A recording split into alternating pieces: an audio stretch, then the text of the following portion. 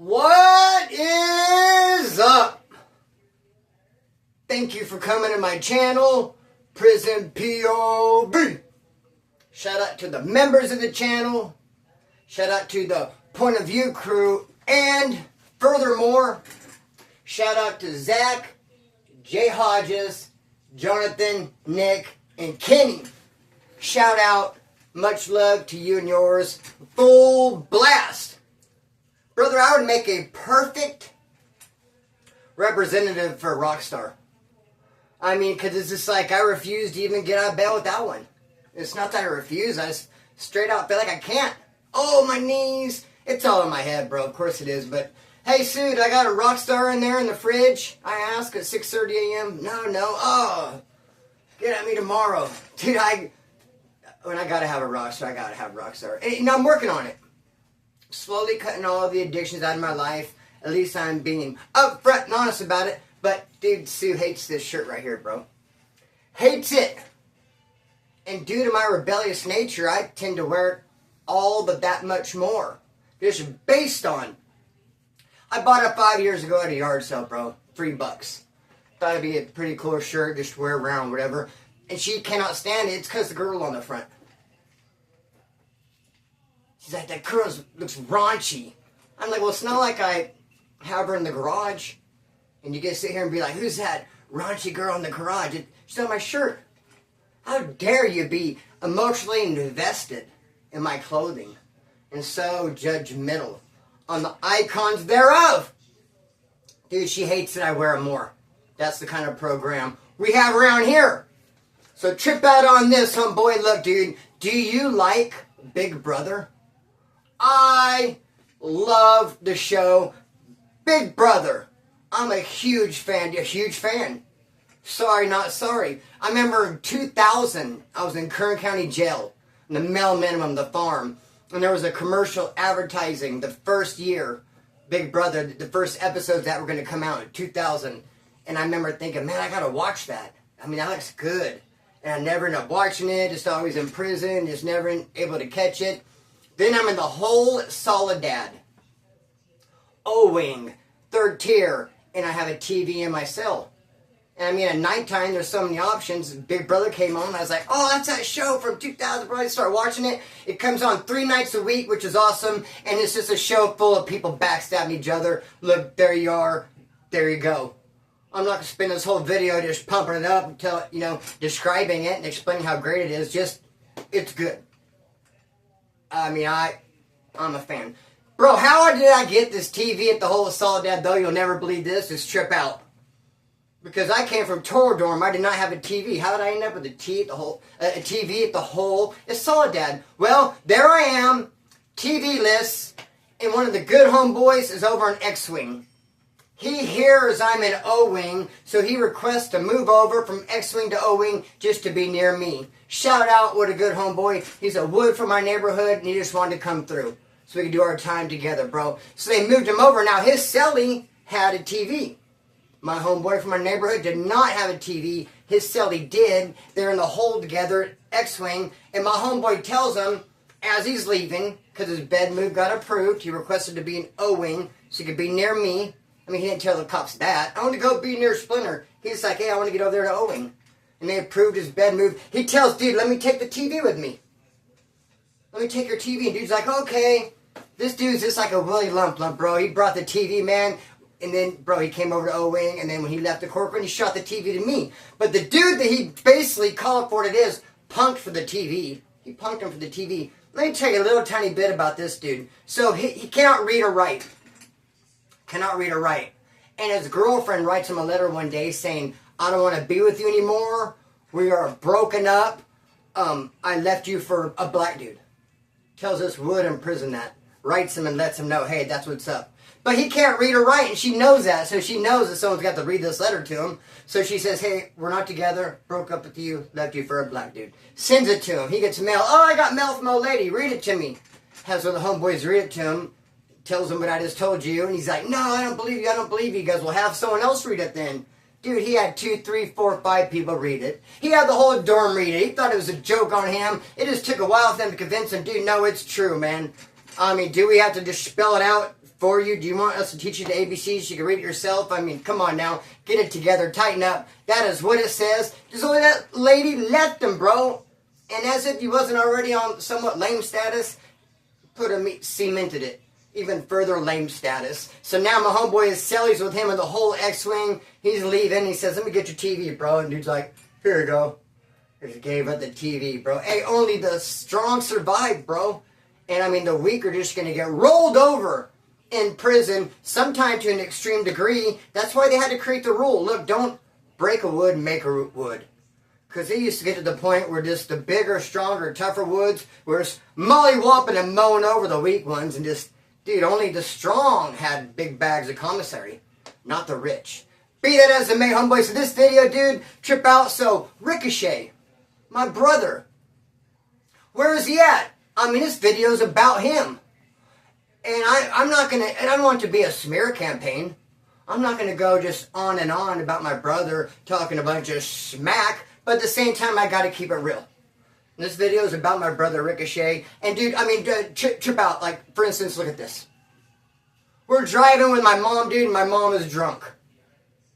She, rest in peace, Mom, I love you, miss you. She struggled with addiction just like my brother and I do. Wonder where we got it from. Just like her parents did, wonder where they got it from. My mom struggled with addictions, dude. She cleaned up later on in life, but at this time, drunk, driving drunk. I'm in the front seat, my brother's in the back seat in a car seat. Well, he gets out of it somehow. He's like 2, 3 years old, dude, shakes the car seat, and he comes up front with me. Just jumps over the front seat. Now he's like in my lap, and he's like rustling around. And my mom starts getting mad at me. Put him back in his seat, as if I took him out. Put him back in his seat, what are you doing? I was like, he crawled up here. He got out on his own. Like, I can't contain it or control it. Like, what am I supposed to do? But put him back. So I'm trying to grab him and put him back. I can't. He's fighting me. He's wiggling, bro. I'm not able to. It's a compact car. So anyways, my brother, bro, in all the confusion and my mom yelling at me, trying to wrestle him, he opens up the glove compartment, pulls out a bottle of cologne, and squirts himself in the eyes full blast. Dude, it happened this quick. Whoop, whoop, whoop. Then he starts crying on me, screaming bloody murder because he has cologne in his eyes, and my mom just starts molly-whopping me. Whoop, whoop. Dude just thumping me, serving me up. I end up with a big-ass black eye. And you know what, my brother, I think he did that on purpose. Even at 2 years old, he was trying to get me caught up. You know, he wasn't strong enough to punch me in the face himself, dude. He manipulated the situation and had my mom do it. Because while my mom was serving me up, giving me that black eye, dude, I looked at my brother, homeboy, and he was laughing. He did it on purpose. So my brother, homeboy, I have not talked to him in a year. He's just like me. We tried adding it up and comparing it. We've done the same exact amount of prison time. If you add it up day by day, month by month. Dude, we both did about 15 years. It's pretty much neck and neck. We both struggle with addictions and get clean for a while and get a job for a while and go to prison and get out and struggle. Same exact program. We're the same exact dude. We even look somewhat alike. There he is on the thumbnail. I mean, he's much more bigger than me. He's fresh out, dog. But hey, I'm bigger than I am. I'm bigger right now than in that thumbnail. If you take a gander. The heck? I need a rock star. So, dude, my brother Ricochet, homeboy, haven't talked to him in a year. Last time I talked to him is when I had that good electrical job, and I was an electrician, helper, apprentice, and I told my brother, I can get you a job at this company in like a month. And he had an attitude. He's like, nah, dude, I need something way quicker than a month. Like, I can't wait. I was like, okay, fine, then get yourself something else. Then do the damn thing on your own. I'm telling you what I can do, which is get you a good job with a good company at $25 an hour as an electrician apprentice. And you don't even have no electrician experience, bro. So if you can put yourself on pause for a month, I got you. If not, he's like, nah, I'm going to have to figure something else out. And dude, I haven't talked to him since. But you know what? He lost his sobriety since then. He does not come around me when he's loaded, dude. I don't know why. I mean, I myself, bro, since we talked last, I fell off the wagon twice. Praise God, I'm clean right here in front of you today, bro. 35 days clean out the vent. Kick that shit to the curb. Already working on getting on my take-homes back with the methadone. Still at the clinic. Still struggling with weed and rock stars. I have my problems, homeboy, but fentanyl is not one of them, brother. So I've not talked to him, bro, but he holds grudges. Trip out on this, dude. I get out of prison. It's my first term. Someone said something to me like, hey, how about your first term? It's not first term, it's first term. Term. Bro, I get out for my first term, move in with my mom, stepdad, and my brother. We wear the same size clothes. I start putting on some of his clothes, bro. He wasn't super happy about it, but it was fresh out. Like I lost all the shit I had before I got busted. Wearing his clothes, and he had a pair of glasses sitting there. And I pick them up, put them on. They're Arnett. Don't call them Arnett. Don't hit me up in the comment section or Instagram or call my phone and say, you know what, Splinter, they're Arnett's. No, they're not. They're Arnetts. So I put these Arnetts on and I wear them out. I go out, hanging out. And I take them off and put them in my car. And dude, the craziest thing is, I forget all about them. Someone steals them, dude. Out of sight, out of mind. I think nothing of it. I never do bring them back and give them back to my brother. Because they got stolen out of my car. Forgot all about it. He was mad at me for years. 5, 6 years he's pissed off over those Arnetts. Then after 6 years he decided to say, man, that was messed up. My Arnetts, when you got out of prison, you took him and wore him that night, never brought him back. You know what's crazy is when he brought it up, I remembered instantly. I was like, dude, you're right, I did borrow your glasses. They got stolen out of my car, bro, you're right. And I remember taking them, I remember never bringing them back. It all came flooding back to me, the memories. And I even know who took them. This turd of a Nazi lowrider dropout dude is one who took him, bro. And I told my brother, man, I apologize. Out of sight, out of mind. I didn't see him anymore. But now that you mention it, dude, yes, I did do you dirty and clip you for those Arnetts. My bad. They actually got clipped for me. This turd took him. Dude, this Nazi lowrider dropout dude is such a weakling that he put a gun to my head and didn't even scare me. I was like, I'm playing, bro. Well, one time, dude, I had a 12-year-old black dude put a gun to my head, pumping gas on Union Avenue one night. Came over, dude, just crept up out of nowhere, bro, put a gun in my hand and said, give me your car. I tinkled. I saw my life flash before my eyes, dude. I thought I was a vapor, I was a mist, I was a goner, bro. Later, home, here I come, Jesus. That black dude put that gun in my head. He was a little 12-year-old too, bro. And I thought I was out of here. He's like, give me your car. I just saw my life flash before my eyes, dude. But when this Nazi lowrider dropped out, get out of here, dude. So he took the Arnetts, and you know what, my brother, he held a grudge for many years over that. Homeboy, I'm always checking the time when I do that, dog. Hey, one time I called from the streets. I'm in prison, and I called from the streets. It's early in my prison career. My first violation, as a matter of fact. Mule Creek level 1 yard, dude. It's kind of funny when you consider the story in a whole as I tell it. So I call home from the streets, talk to my mom, and my brother gets on the phone.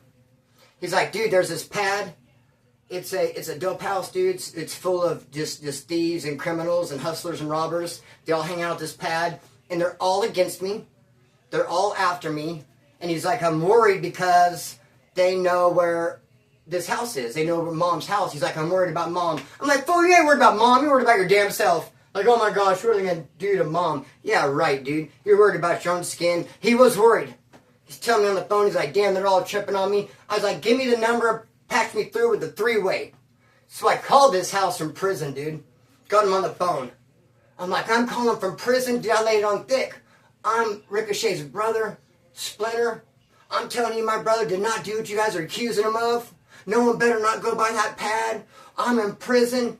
I'm getting out in a couple days. I'm bringing some homeboys. Dude, I laid it on thick.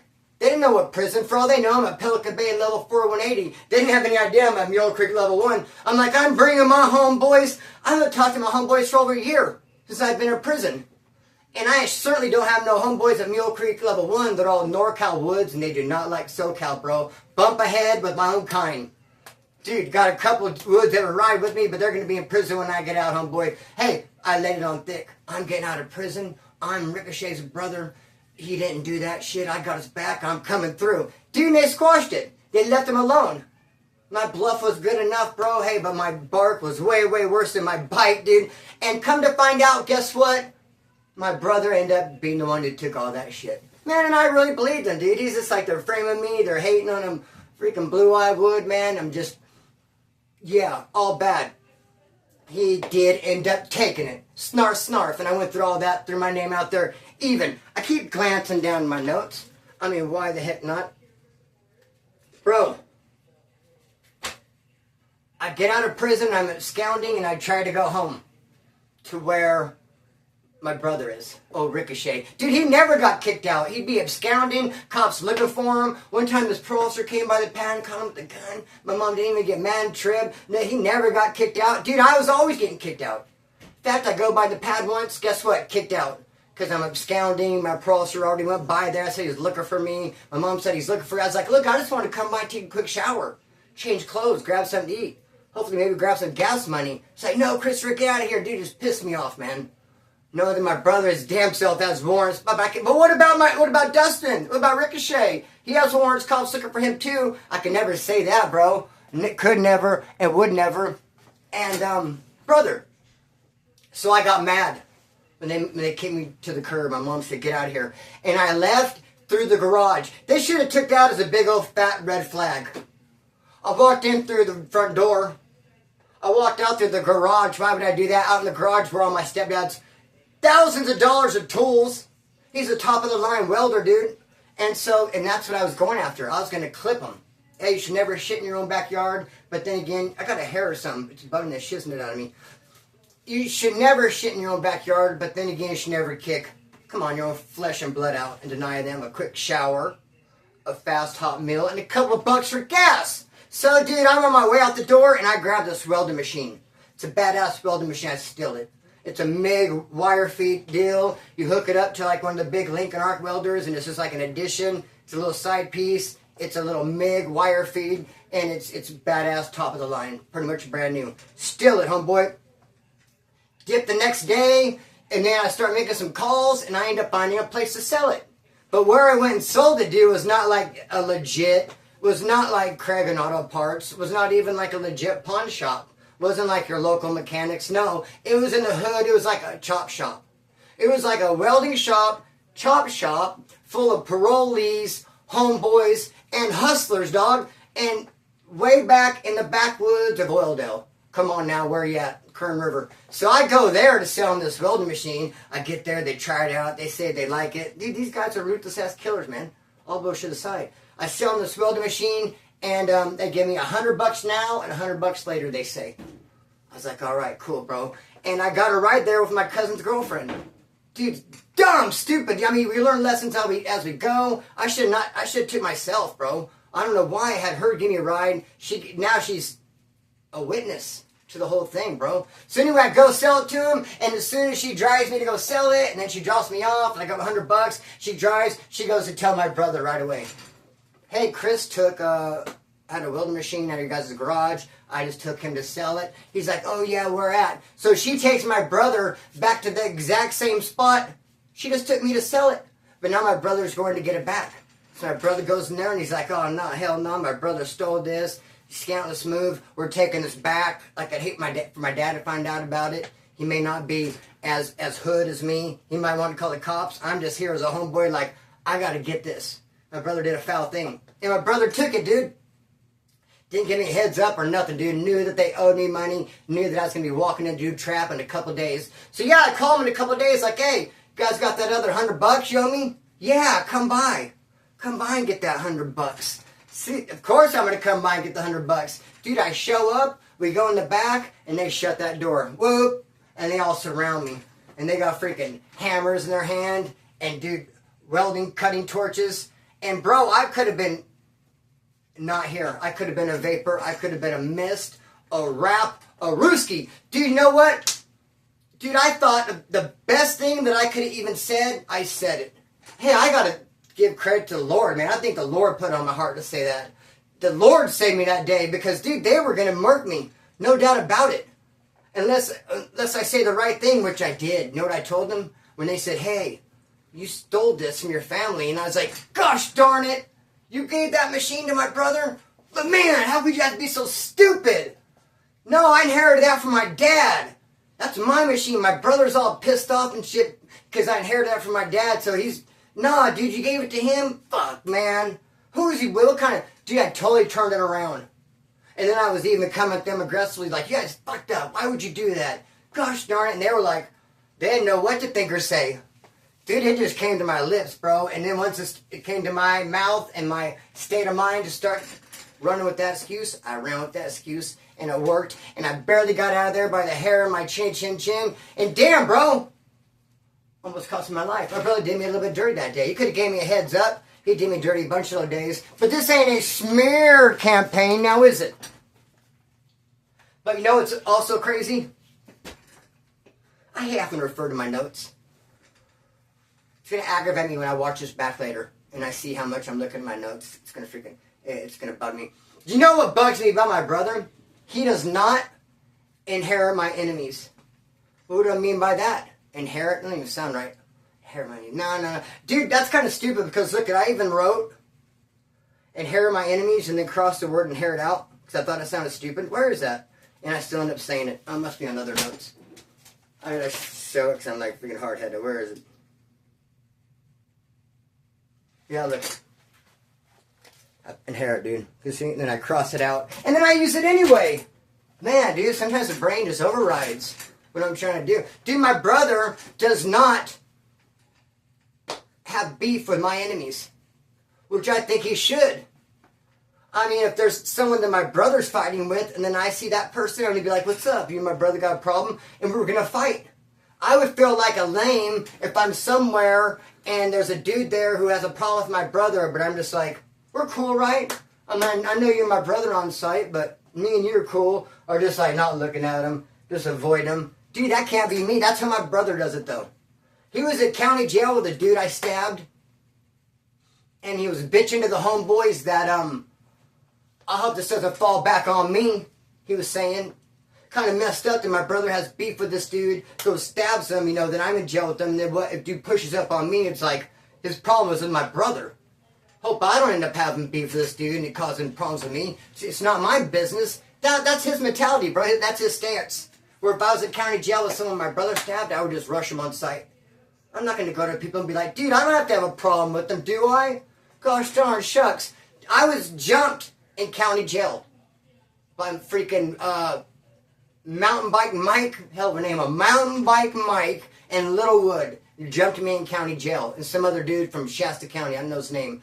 Jumped me, not county jail, my bad, I apologize. Jumped me in Wasco Reception. And so everyone knew about it. It was kind of like a big deal. And then my brother's on the streets. Me and my brother are together, bro. On the streets. And he goes to the store and he sees Littlewood. And he's like, hey, don't you know my brother? And Littlewood came walking out of the store with a bag of donuts and some chocolate milk. And my brother got out of the car, was walking in the store and seen him. He's like, hey, don't you know my brother? And Littlewood dropped his donuts and took off running, dude. Dude, quack, quack, dude. He's not even knowing my brother's not going to bust a grape. My brother probably's going to laugh. Don't you know my brother? Ha, ha, ha. Well, he's over at that motel right there. You want to talk to him. My brother ain't going to fight you, Littlewood. Littlewood got all scared and ran, dude. But the reason why I was with my brother that day, and he got up in the morning, and he went to the stores, because we had a motel. My brother and I were grinding. We were putting some moves together. We had gotten this room, and we were, dude, one of the first times ever working as a team and just doing some business. Well, he had a storage with a bunch of tools. Tools and more tools in this welding machine. And some other random ass shiznit. That's where I got that Rob Dyrdek doll that was still in the package that I took to this homeboy's house that came up missing. So then I broke in and took a watch from him and I started a bunch of shit. That's a whole nother story. All this craziness started over this Rob Dyrdek toy that I got from my brother's storage, homeboy, that he had all this stuff in. So he calls this dudes over to buy stuff. You know, he put it out there, I have stuff for sale in my storage, and these dudes wanted to buy some stuff, and they come over, and me and my brother meet him. I got a car, my brother doesn't, and he starts making all this deals with them, and then he gets money from them, and then he leaves. And he tells me, hey, I'll meet you back in the motel later. And I was like, all right. So I go back to the motel. He don't give me a dime. He just sold over like $300 in tools.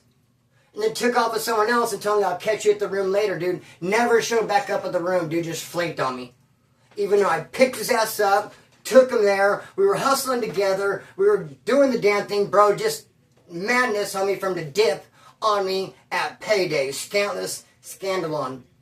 So I'm sitting there at the room thinking, dude, what a freaking And I get a phone call, and it's those people that he met the day before from the storage.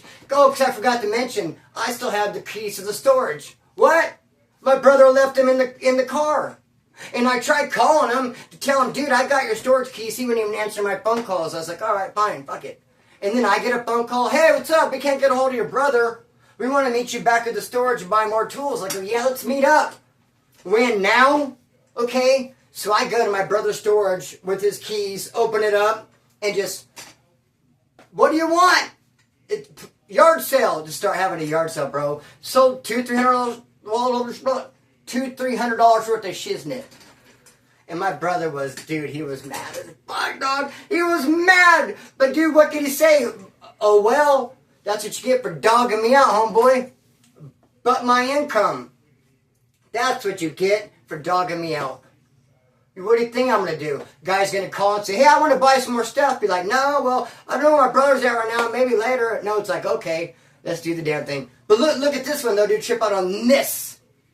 I worked at a company before called California Air Systems. They're a big air conditioning company. I worked for them. My cousin worked for them. I did like 6 months. I went out of town, did quite a few jobs. Got some good stories about that, all that stuff, homeboy. Did some AC work for California Air Systems. They got slow, laid me off.